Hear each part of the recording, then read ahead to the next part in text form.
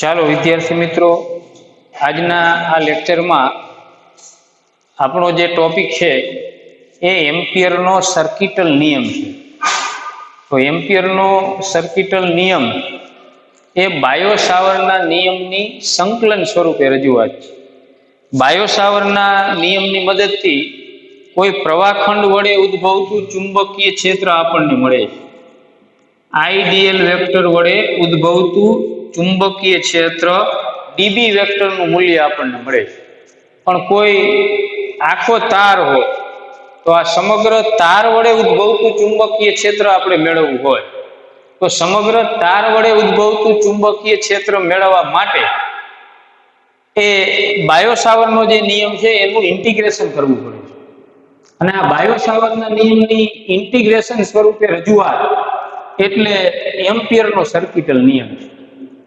તો એમ્પિયરનો સર્કિટલ નિયમ એ બાયો-સાવરના નિયમની સંકલન સ્વરૂપે રજૂઆત છે. હવે એમ્પિયરનો સર્કિટલ નિયમ આપણે વાપરવો હોય તો એના માટેની ખાસ એક જરૂરિયાત રિક્વાયરમેન્ટ એ છે એમ્પિયર લૂપ.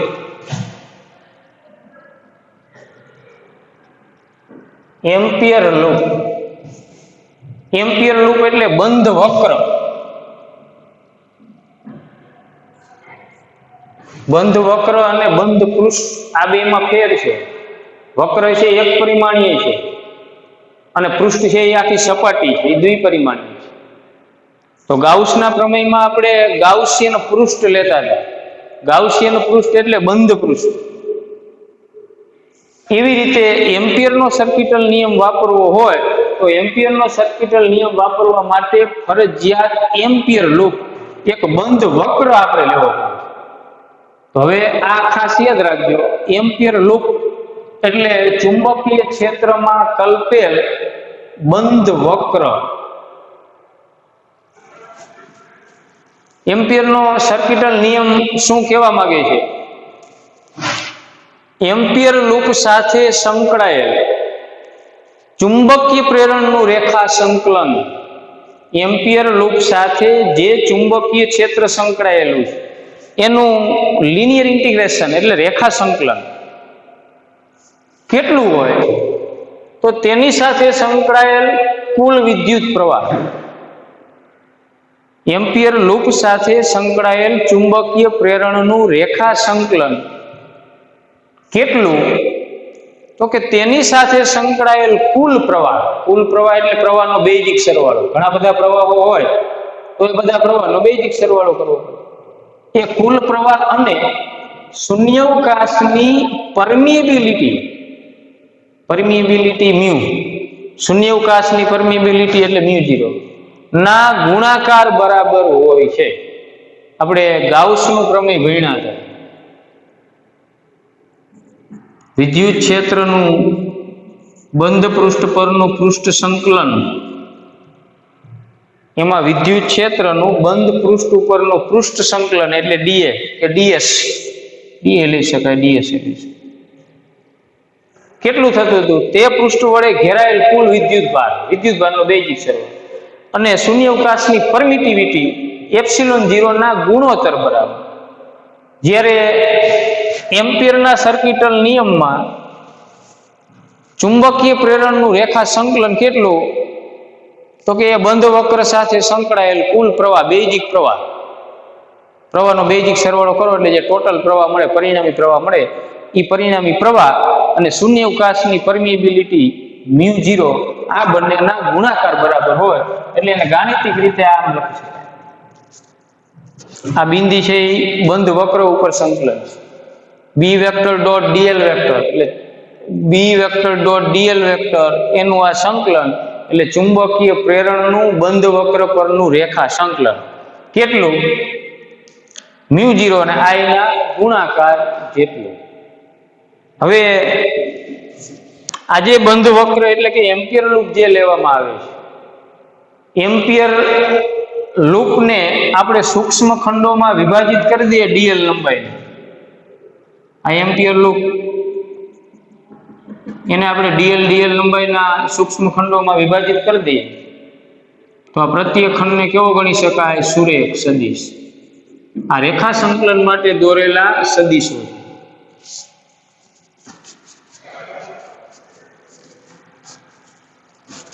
હવે ઘણી વખતે એક કરતા વધારે પ્રવાહો વડે ચુંબકીય ક્ષેત્ર ઉત્પન્ન થતું હોય. ચુંબકીય ક્ષેત્રનું મૂળ છે એ પ્રવાહ છે. ઘણા બધા તારોમાંથી જુદી જુદી દિશામાં પ્રવાહ વહેતો હોય અને એ બધા પ્રવાહોને લીધે જે ચુંબકીય ક્ષેત્ર ઉત્પન્ન થાય એની અંદર આપણે એમ્પિયર લૂપની કલ્પના કરીએ તો પ્રવાહનો સરવાળો કઈ રીતે કરવાનો? તો એ વખતે આપણે સંજ્ઞા પદ્ધતિનો ઉપયોગ કરી અને પ્રવાહનો બેઝિક સરવાળો કરવો પડે.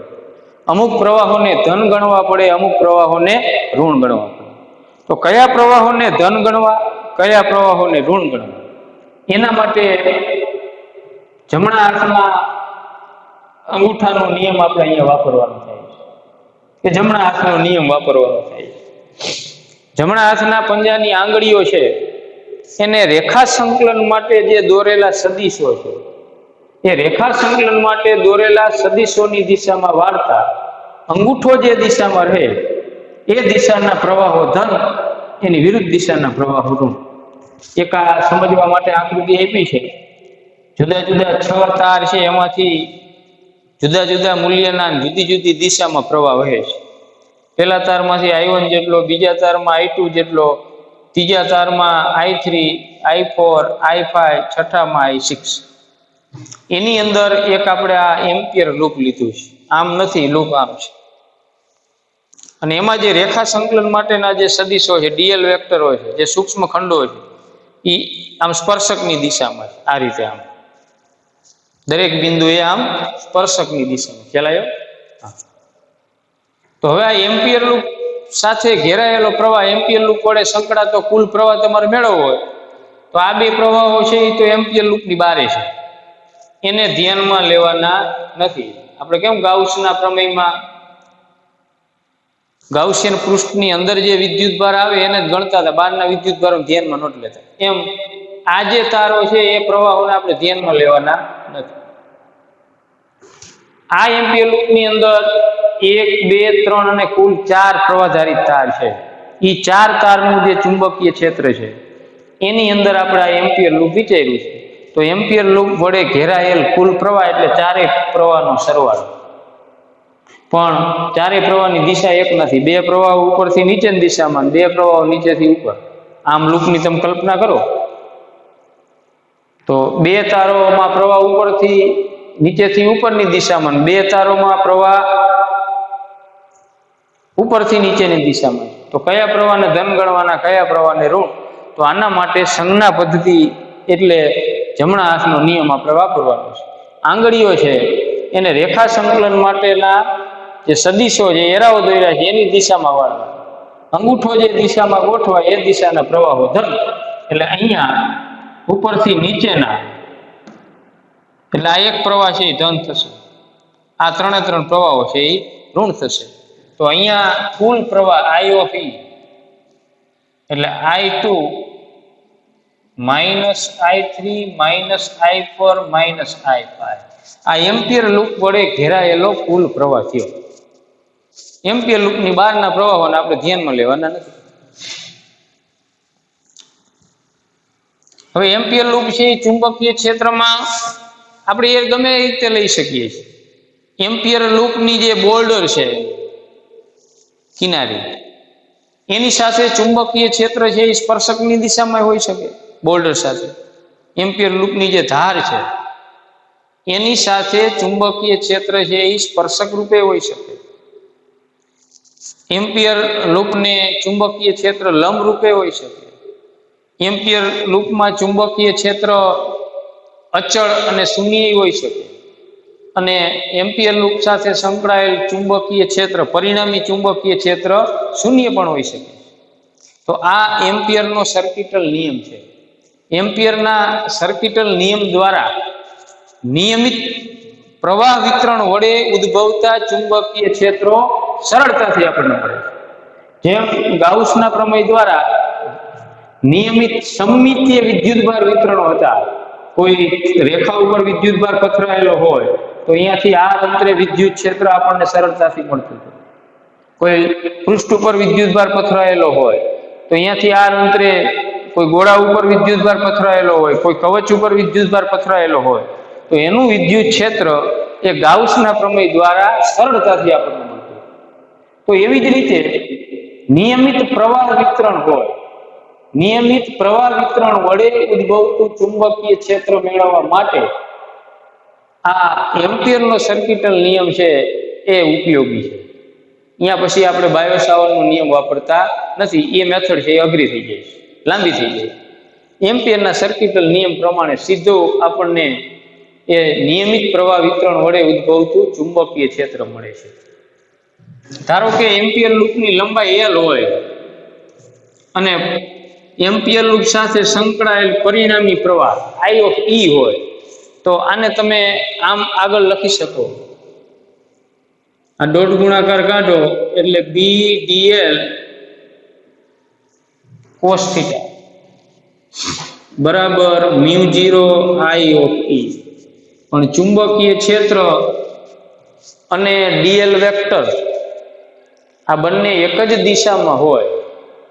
આ ધારો કે એમ્પિયર લૂપ છે, આ પ્રવાહધારી તારો છે,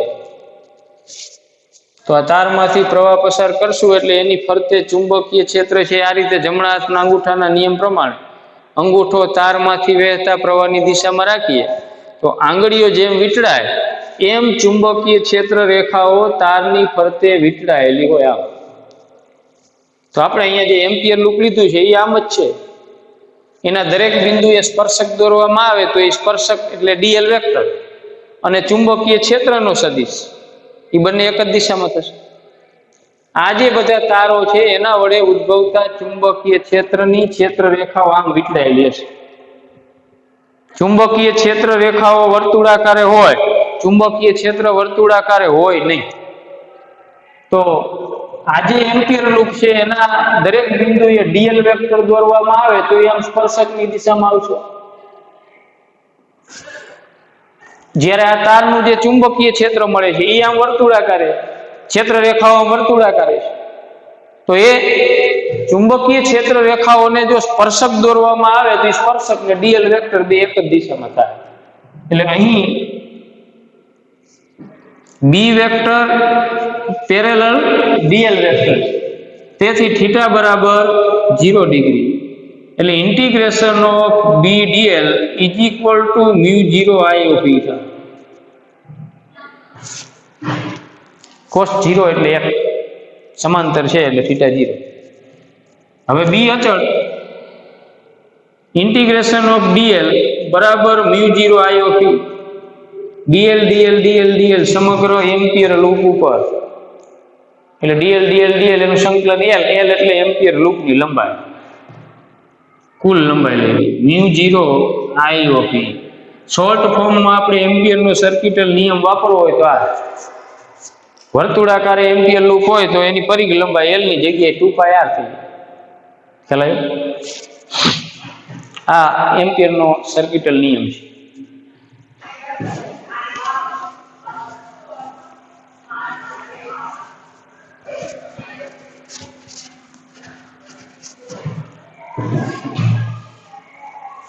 હવે એમ્પિયરના સર્કિટલ નિયમના ઉપયોગો, એમાં પહેલો ઉપયોગ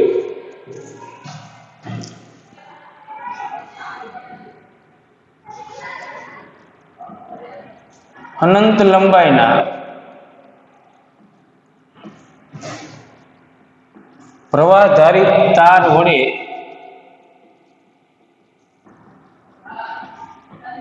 ઉદ્ભવતું ચુંબકીય ક્ષેત્ર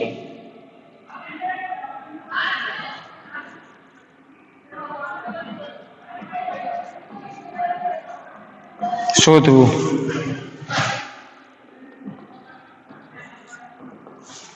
એમ્પિયરનો સર્કિટલ નિયમ વાપરીને અતિ લાંબા અથવા અનંત લંબાઈના પ્રવાહધારિત તાર વડે ઉદ્ભવતું ચુંબકીય ક્ષેત્ર શોધવું. આપણે ધારી લઈએ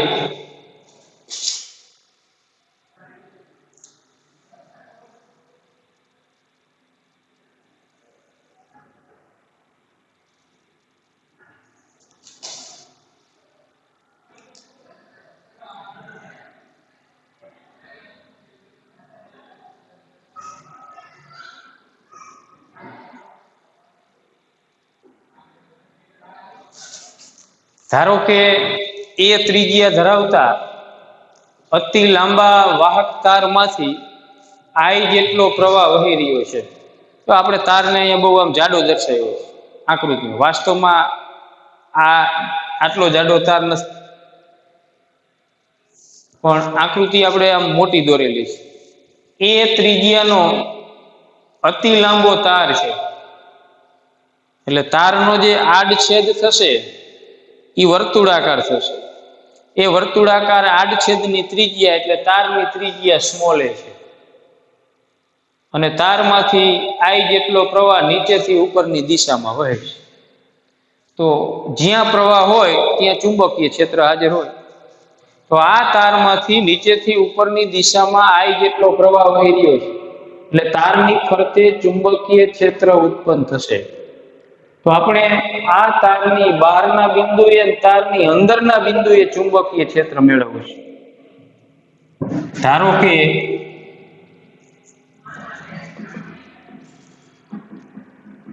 એ ત્રિજ્યાના વાહક તારમાંથી આઈ જેટલો પ્રવાહ પસાર થાય. પહેલા આપણે બહારના બિંદુએ ચુંબકીય ક્ષેત્ર લઈએ. તારની બહારના બિંદુએ ચુંબકીય ક્ષેત્ર, બહારનું બિંદુ હોય એટલે અંતર છે એ ત્રિજ્યા કરતા મોટું હોય. ધારો કે તારના કેન્દ્રઓથી આર અંતરે અહીંયા ક્યુ બિંદુ પાસે ઉદ્ભવતું ચુંબકીય ક્ષેત્ર આપણે મેળવવું છે. તો તારના કેન્દ્રથી આપેલ બિંદુનું જે અંતર છે આર, એ તારની ત્રિજ્યા એ કરતા મોટું છે. તારની બહારનું બિંદુ છે, તો તારની બહારના બિંદુએ ચુંબકીય ક્ષેત્ર મેળવવું છે, અને એ એમ્પિયરનો સર્કિટલ નિયમ વાપરીને. તો એમ્પિયરનો સર્કિટલ નિયમ વાપરવો એટલે એની પહેલી જરૂરિયાત એમ્પિયર લૂપ, બંધ વક્ર. તો અહીંયા આપણે એમ્પિયર લૂપ તરીકે ઓ કેન્દ્ર અને ઓ ક્યુ બરાબર આર,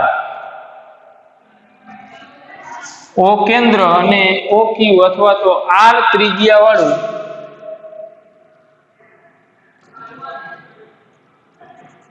એક વર્તુળાકાર એમ્પિયર લૂપ આપણે લઈએ તારની ફરતે. તો આ જે વર્તુળાકાર એમ્પિયર લૂપ લીધું છે, આમ જો તારની ફરતે છે,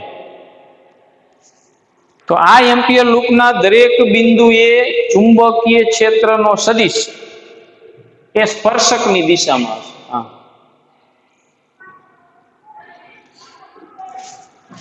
કારણ કે જમણા હાથના અંગૂઠાના નિયમ પ્રમાણે જમણા હાથની આંગળી અંગૂઠાને તારમાંથી વહેતા પ્રવાહની દિશામાં રાખો, તો આંગળીઓ જેમ વીંટળાય એમ તારની ફરતે ચુંબકીય ક્ષેત્ર રેખાઓ વીંટળાયેલી હોય, આમ વીંટળાશે. તો અહીંયા ક્યુ બિંદુ છે, તો અહીંયા આપણે સ્પર્શક દોરીએ એટલે આમ આવે ને બહારથી અંદર. આ બાજુ ક્યુ બિંદુ હોત તો આમ સ્પર્શક દોરે, આ દિશામાં આવે. અહીંયા ક્યુ બિંદુ હોત તો ચુંબકીય ક્ષેત્રનો સદિશ સ્પર્શકની દિશામાં, અહીંયા આમ સ્પર્શકની દિશા. તો આ ચુંબકીય ક્ષેત્ર છે ક્યુ બિંદુ પાસે એ આ સ્પર્શકની દિશામાં છે. અને એમ્પિયર લૂપને સૂક્ષ્મ ખંડોમાં આપણે વિભાજિત કરીએ ડીએલ લંબાઈના, તો જે ડીએલ વેક્ટર આવશે એ પણ આ દિશામાં આવશે. બરોબર, આવી રીતે.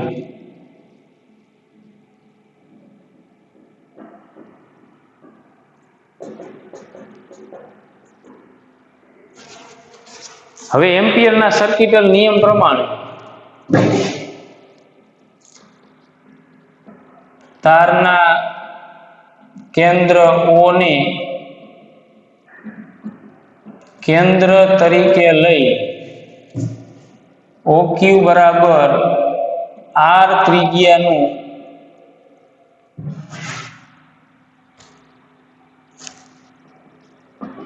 વર્તુળાકાર એમ્પિયર લૂપ લઈએ કે કલ્પીએ, વર્તુળને આપણે એમ્પિયર લૂપ તરીકે લઈએ. હવે એમ્પિયરના સર્કિટલ નિયમ પ્રમાણે BL is equal to mu 0 I of E, direct આ ઓલો શોર્ટ ફોર્મ જ આપણે લઈ લઈશું. BL is equal to mu 0 I of E, જ્યાં L બરાબર 2 પાઈ R બરાબર એમ્પિયર લૂપની લંબાઈ. કારણ કે બી વેક્ટર ને ડીએલ વેક્ટર બે એક જ દિશામાં, એટલે થીટા ખૂણો 0 cos 0 એટલે 1, એટલે બી ડીએલ નું સંકલન કર્યું એટલે એલ થઈ ગયું. એલ એટલે એમ્પિયર લૂપની પરિઘ લંબાઈ, અને આઈ ઓફ ઈ એમ્પિયર લૂપ વડે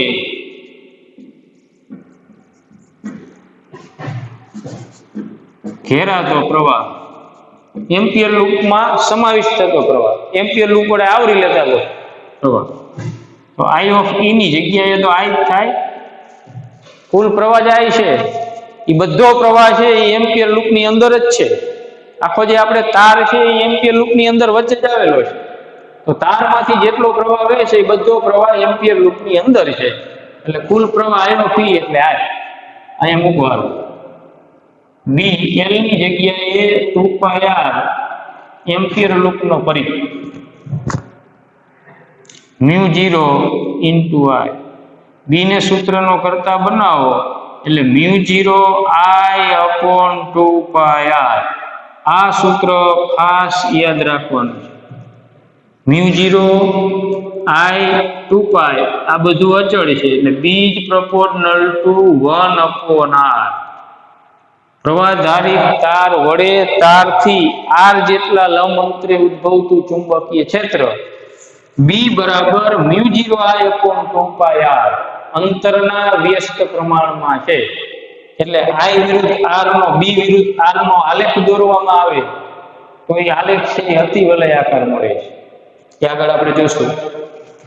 ખ્યાલ આવ્યો?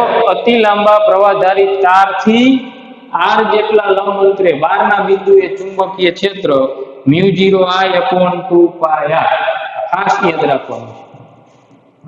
હવે બીજું, તારની અંદરના બિંદુએ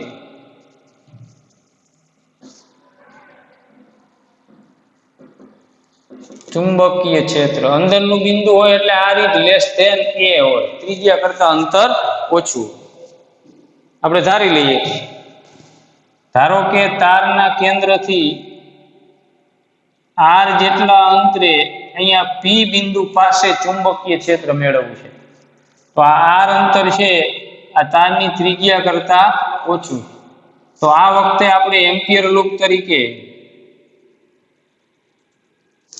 ઓ કેન્દ્ર અને ઓપી બરાબર આર ત્રિજ્યા વાળું એક એમ્પિયર લૂપ આપણે વિચારીએ.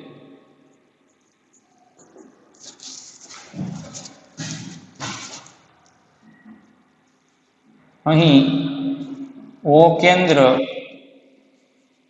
અને ઓપી બરાબર આર ત્રિજ્યાના વર્તુળને એમ્પિયર લૂપ તરીકે લઈએ. તો હવે જે આપણે એમ્પિયર લૂપ લીધું છે તો તારની ત્રિજ્યા કરતા ઓછી ત્રિજ્યા વાળું છે. તો આની અંદર કેટલો પ્રવાહ આવશે? સમગ્ર તારમાં જે પ્રવાહ હોય છે એ બધો પ્રવાહ એમ્પિયર લૂપની અંદર આવે. વિચારો છે, તારના આડછેદનું ક્ષેત્રફળ, આ તારનો વર્તુળાકાર આડછેદ ત્રિજ્યા એ એટલે એનું ક્ષેત્રફળ થશે પાઈ એ સ્ક્વેર. જ્યારે આપણે એમ્પિયર લૂપ લીધું છે એની ત્રિજ્યા સ્મોલ આર છે એટલે એનું ક્ષેત્રફળ થશે પાઈ ઇન્ટુ સ્મોલ આર. તો આખા તારના આડછેદમાંથી વહેતો પ્રવાહ આઈ છે. ખ્યાલ આવ્યો? આખો જે તારનો આડછેદ છે એ ત્રિજ્યા, એમાંથી આઈ જેટલો પ્રવાહ હોય. તો આપણે જે એમ્પિયર લૂપ લીધું છે એની ત્રિજ્યા તો તારની ત્રિજ્યા કરતા ઓછી છે. તો આ જે એમ્પિયર લૂપ છે એમાંથી બહાર આવતો પ્રવાહ, એની સાથે સંકળાયેલ પ્રવાહ પૂરેપૂરો આઈ થશે નહીં. આટલા ભાગમાંથી જે પ્રવાહ વહે છે એ આઈ નથી. ખ્યાલ આવ્યો? આ બધો ભાગ તો બારે છે, આખા તારમાંથી આવી જેટલો પ્રવાહ વહે છે.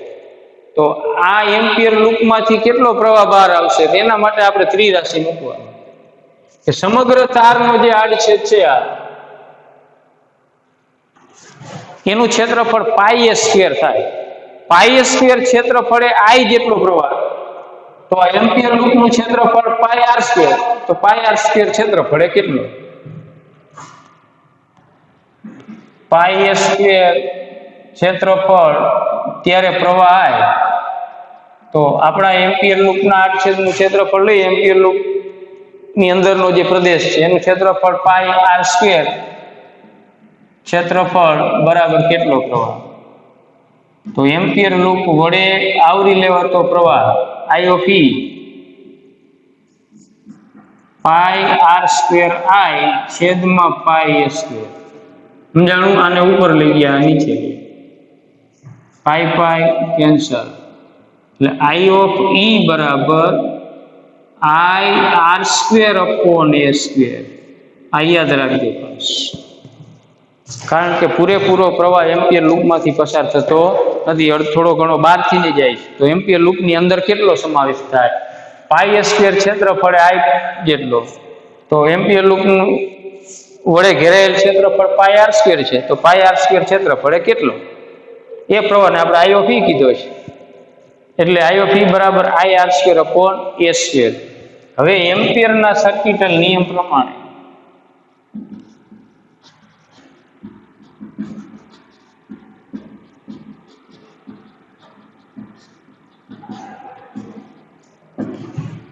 શું થશે? BL is equal to mu 0 I of E. BL એટલે એમ્પિયર લૂપની પરિઘ લંબાઈ. અહીંયા એમ્પિયર લૂપની ત્રિજ્યા સ્મોલ આર છે, એટલે પરિઘ લંબાઈ 2 pi R. Mu 0 I of ઈ એટલે એમ્પિયર લૂપ વડે ઘેરાયેલ પ્રવાહ, તો એ આપણે મેળવી લીધો છે, I into small R square upon A square. એક એક આર ઉડાડી દો, બી ને સૂત્રનો કરતા બનાવો, mu 0 I r upon 2 pi a square થાય. 2 પાઈ નીચે લઈ આવ્યો, નીચે એ સ્ક્વેર તો હતા જ, એટલે બી બરાબર mu 0 I r upon 2 pi a square. આમાં એ એટલે તારની ત્રિજ્યા જે અચળ, 2 પાઈ અચળ, મ્યુ 0 અચળ, પ્રવાહ અચળ, એટલે B is proportional to R.